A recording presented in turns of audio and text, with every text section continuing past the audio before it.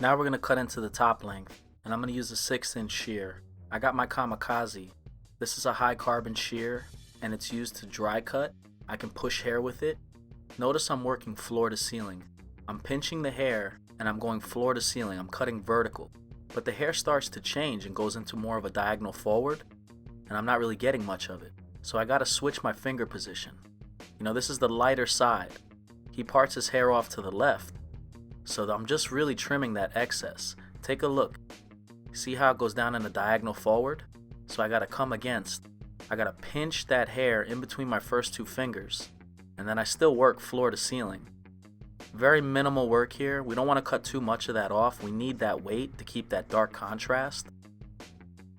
And it starts to look good. Now in the crown area, again, he's got this crazy growth pattern. And I want to be conscious that I don't cut off too much hair in that area. So I'm going to part it out, I'm going to look at it, I'm going to play with it. I want to see what it will and won't do. That's really important. That's why I'm leaning his head back. I'm checking. I can see that weight where I need it. I could see the excess, and again, floor to ceiling. I'm cutting a vertical section. Take a look at it. You can see kind of where that is. When you expand it out, you're using your fingertips, and you're just cutting off some of that excess. That's an area that you want to leave a little heavier.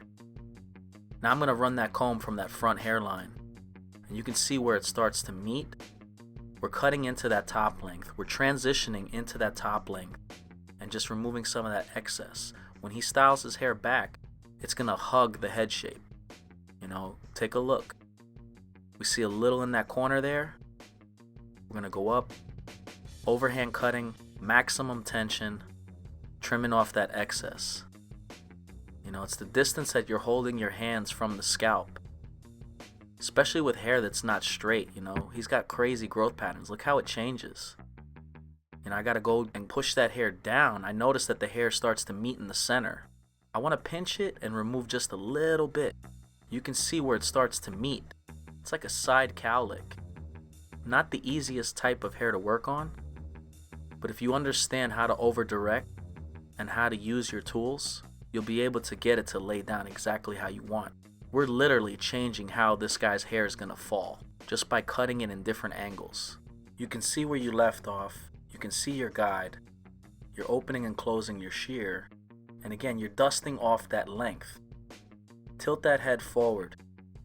You can see how the hair from the front hairline goes back and off to the side.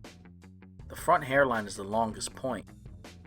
So as it travels to the crown, you're going to remove some of that length so that it can sit down on top of the crown. It's not too heavy. Take a look at your guide. And I'm over directing that hair and pinching it. It's the distance that I'm holding my hand from the scalp. As I work that hair back, it's going to sit back real nice. Now I can go in and inspect. I want to create that from the front hairline to the crown, longer to shorter. That's going to give us our style. See that expanded shape? I want it to sit back into that crown.